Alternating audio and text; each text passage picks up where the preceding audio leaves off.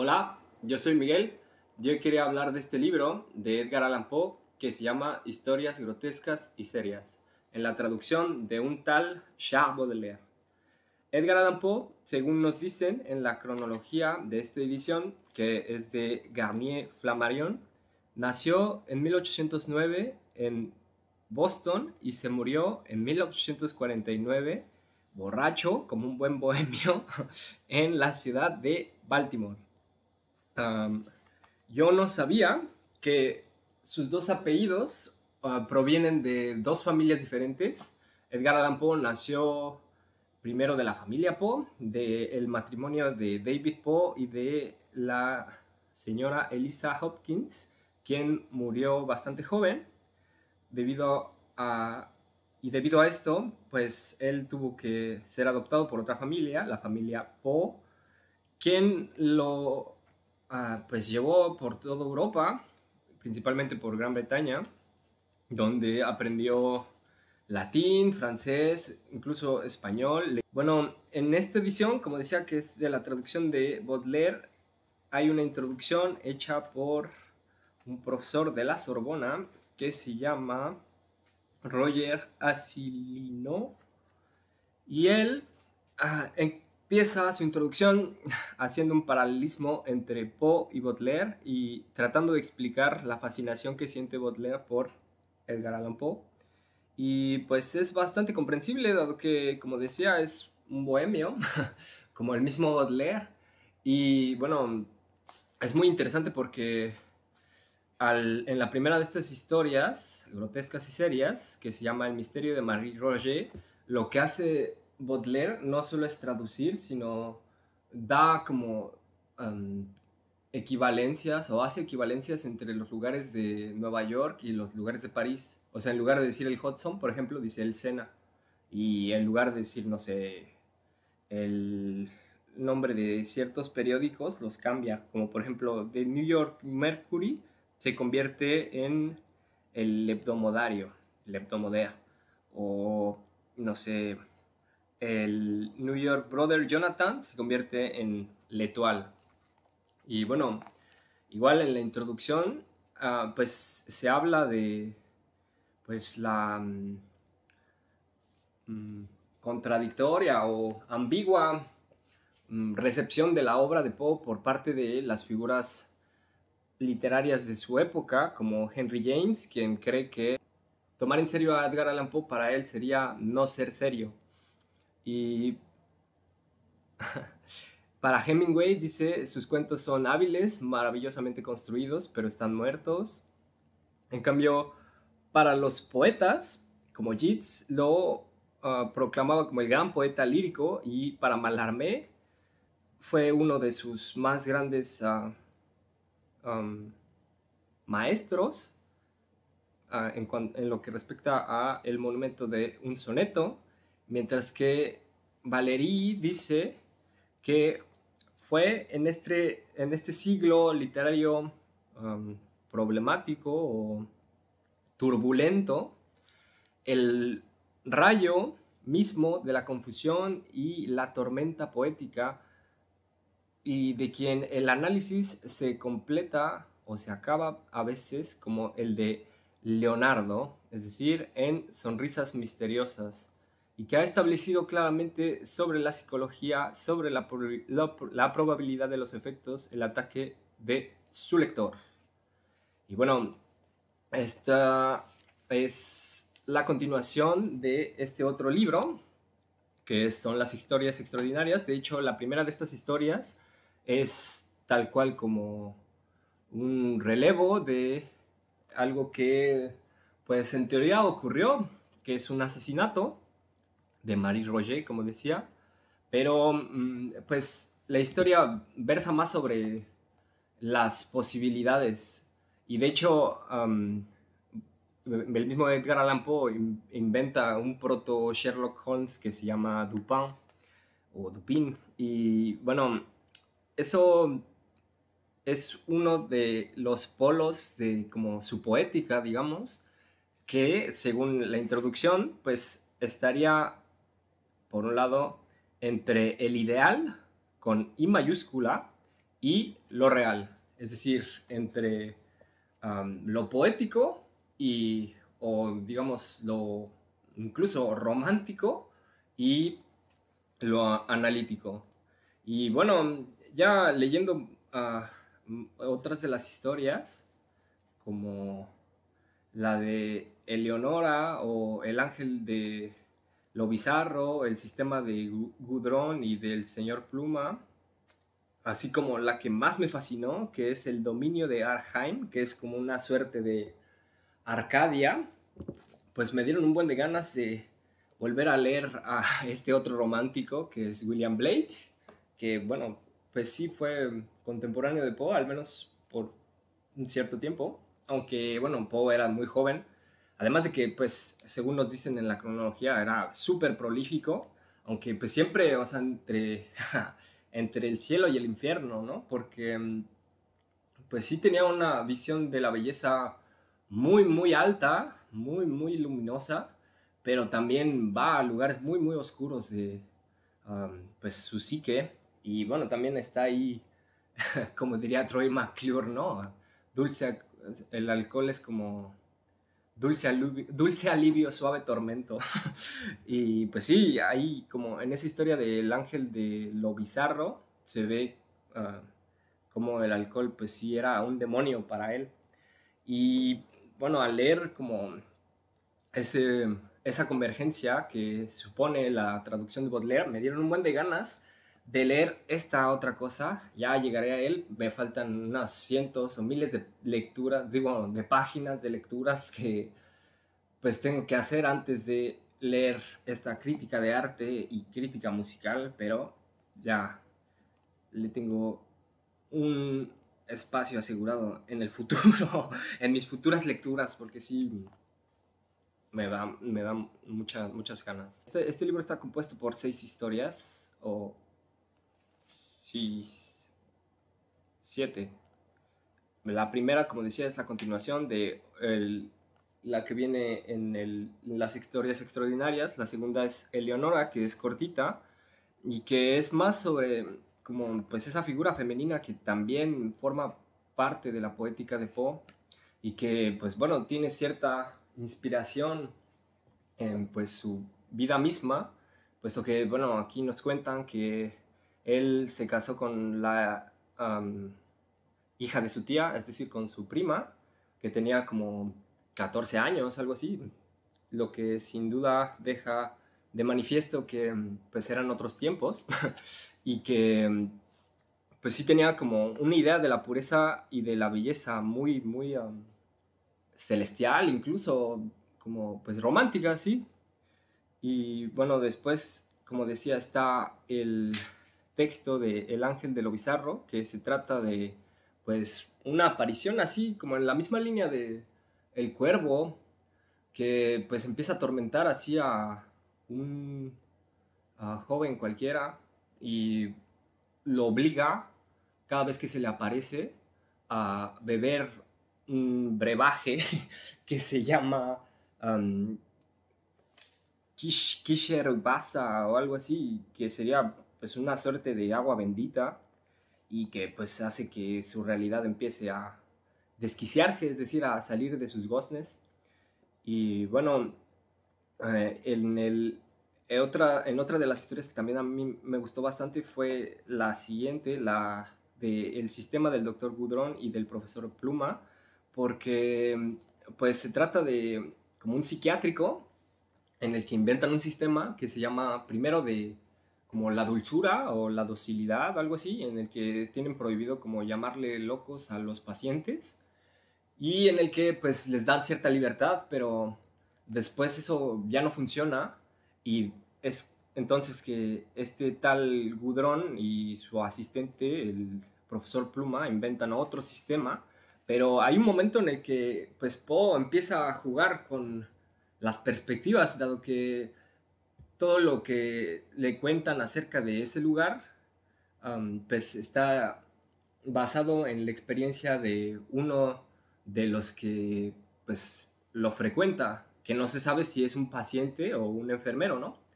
Lo cual me recordó a Laborde, pero bueno, um, uno por como la misma disposición de el relato, pues no puede evitar como creer que lo que dice quien está contando o quien le está diciendo a el narrador lo que ahí sucede, pues sea verdad, ¿no? Hasta que pues ah, el mismo Poe, bueno, la misma narración, pues pone en duda como la palabra del otro, ¿no? Y entonces ahí ya es cuando pues no se sabe si esto del sistema y de como el tratamiento para los pacientes pues sea realmente como un estudio serio o si solamente es como pues otro delirio. Y justamente, bueno, esa es como la última de las metáforas que pues tiene que ver con esto del señor Pluma o del profesor Pluma y Goudron en francés quiere decir alquitrán. Entonces, el método o digamos el tratamiento que ellos desarrollan al final está hecho a base de plumas y alquitrán. Y lo que una vez más juega un poco con estas figuras angelicales de pues seres que um, son pues sí sobrenaturales pero también como sobrehumanos, ¿no? Y bueno, como decía, la historia que más me gustó fueron las últimas dos porque bueno, una es sobre uh, una composición que es el, un paisaje, un jardín paisaje que se llama el dominio de Arheim, que como decía es como una Arcadia, pero antes de como describir así tal cual el lugar, que es como el resultado de la creación artística de un joven rico que se llama Ellison, hay una larga reflexión sobre el arte, que me pareció así magnífica, por eso decía que me dieron ganas de leer la crítica de arte de Baudelaire. Y bueno, para terminar, pues sí quisiera compartirles esta reflexión. Es un poco larga, pero bueno, tenganme paciencia, porque siento que vale muchísimo la pena. Dice, está refiriéndose a Elison, que acaba de recibir su fortuna, herencia de su familia desde como más de 100 años.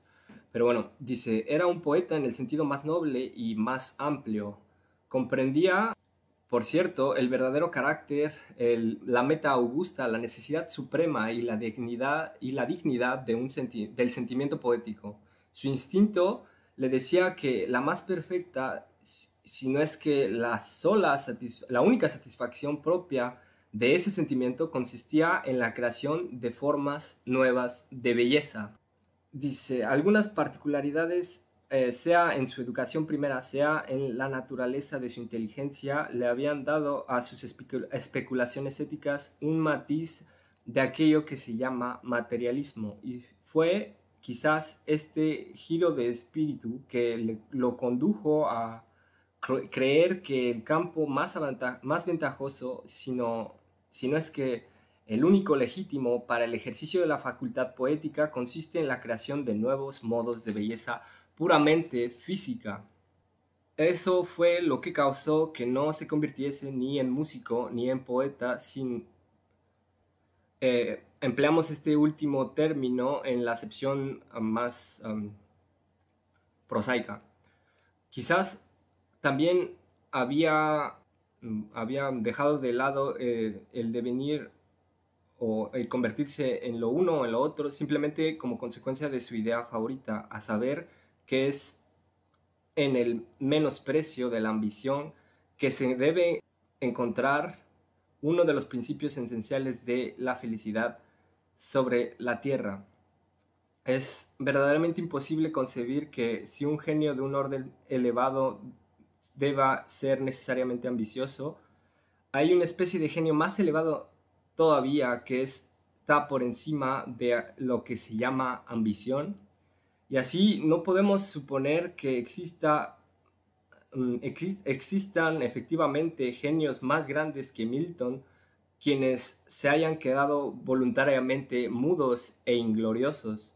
Yo creo que el mundo nunca ha sido visto, no, que el mundo nunca ha visto y que, salvo el caso o una serie de accidentes que aguijonearan el genio del rango más noble y lo constriñeran a los esfuerzos repugnantes de la aplicación práctica, el mundo no verá jamás la perfección triunfante de ejecución de la que la naturaleza humana es positivamente capaz en el dominio de las más ricas, en los más ricos dominios del arte.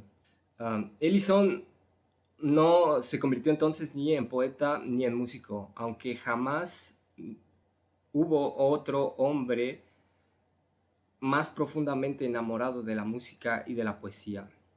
En otras circunstancias las que lo envolvían o lo rodeaban, quizás podría haberse o no habría sido imposible que se convirtiera en pintor. La escultura, aunque rigurosamente poética por su naturaleza, es un arte cuyo dominio y efectos son muy limitados, demasiado limitados para haber podido ocupar por un largo tiempo su atención. Acabo de enumerar todos los departamentos en los que, según el asentimiento de los conocedores, el espíritu poético puede dar su carrera o puede desarrollar su carrera. Pero Ellison afirmaba que el dominio más rico, el más verdadero y el más natural del arte, sino absolutamente el más vasto, si no es que absolutamente el más vasto, había sido inexplicablemente dejado de lado. Ninguna definición no había sido hecha de el jardinero paisajista como del poeta. Esto evidentemente me recordó a Cézanne y a el último libro de Rancière. Y dice, y sin embargo, le parecía a mi amigo que la creación del jardín paisaje ofrecía a una musa particular la más magnífica de las oportunidades. Ahí, en verdad, se obraba el más bello campo para el desarrollo o el despliegue de una imaginación aplicada a la infinita combinación de formas nuevas de belleza. Los elementos para combinar siendo de un rango superior y más admirables que la tierra pueda ofrecer. En la multiplicidad de formas y de colores de flores y de árboles, él reconocía los esfuerzos más directos y más enérgicos de la naturaleza hacia la belleza física, y es en la dirección o concentración de este esfuerzo, o más bien en su acomodación a los ojos destinados a contemplarlos, donde se encuentra el resultado sobre esta tierra, que él sentía llamado a emplear los mejores medios, a trabajar lo más fructuosamente para el cumplimiento no solamente de su propio destino como poeta, sino también de los augustos designios en vista de los cuales la divinidad ha implantado en el hombre el sentimiento poético. Su acomodación a los ojos destinados a contemplar el resultado sobre esta tierra. Por la explicación que él daba de esta frase, el señor Ellison resolvía casi lo que para mí había sido casi siempre un enigma. Yo quiero hablar de este hecho incontestable para todos, excepto para el ignorante, que no existe en la naturaleza ninguna combinación decorativa tal que el pintor de genio la podría producir. No se encuentra en la realidad del paraísos similares o semejantes a aquellos que estallan sobre los cuadros de Claude Lorrain. En el más encantador de los paisajes naturales, uno descubre siempre un defecto o un exceso, 1000 excesos y 1000 defectos. En todo caso, las partes constitutivas podrían desafiar cada una individualmente la habilidad de un artista consumado. El acuerdo de sus partes será siempre susceptible de perfeccionamiento. En breve, no existe un lugar sobre la vasta superficie de la tierra natural donde el ojo de un contemplador atento no se sienta choqueado por algún defecto de aquello que se llama la composición del paisaje. Y sin embargo, ¿qué tanto o cuán ininteligible es esto? Bueno, por otro lado, se nos ha enseñado a venerar la naturaleza como perfecta. Cuanto a los detalles, nos darían escalofríos al osar rivalizar con ella.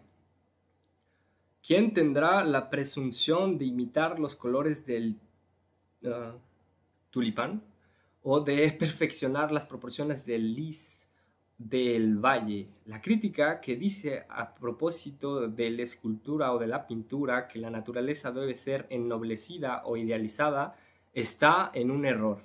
Ninguna combinación de elementos de belleza humana en pintura o en escultura no puede hacer más que acercarse a la belleza viviente y respirante. En el paisaje, únicamente el principio de la crítica se convierte en verdadero. Ella, es decir, la crítica, ha sentido realmente en este, o ha atinado, ha dado en el clavo en este punto.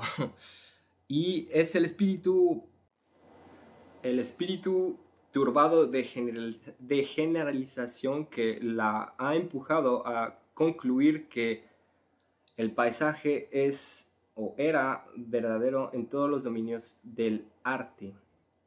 Ella ha atinado en este punto, puesto que el sentimiento no es ni afectación ni quimera. Las matemáticas no proveen de demostraciones más absolutas que aquellas que el artista saca del sentimiento de su arte. No solamente él cree, sino sabe positivamente que tales o tales acuerdos de materia arbitrarios en apariencia constituyen únicamente o exclusivamente la verdadera belleza. Sus razones, sin embargo, no han sido todavía maduradas hasta la fórmula. Queda un trabajo reservado al análisis, un análisis de una profundidad hasta ahora desconocida al mundo. Esto será o consistirá en buscar razones y formularlas completamente. No obstante, el artista está confirmado en sus opiniones instintivas por la voz de todos sus hermanos. Supongamos una composición defectuosa. Supongamos que una corrección sea operada simplemente en la combinación de la forma y que esta corrección esté sometida al juicio de todos los artistas del mundo. La necesidad de la corrección será admitida para cada uno. Mejor aún, para remediar el defecto de la susodicha composición, cada miembro de la hermandad habría sugerido una corrección idéntica. Yo repito que solamente en la composición del paisaje la naturaleza física es susceptible de ennoblecimiento y que esta susceptibilidad de perfeccionamiento en esta parte única era un misterio que yo nunca o no había podido resolver. Todas mis reflexiones sobre este tema se basan en la idea de que la intención primitiva de la naturaleza debía haber dispuesto la superficie de la tierra de manera a satisfacer en todo punto el sentimiento humano de la perfección de lo bello, lo sublime y lo pintoresco, pero que esta intención primitiva había sido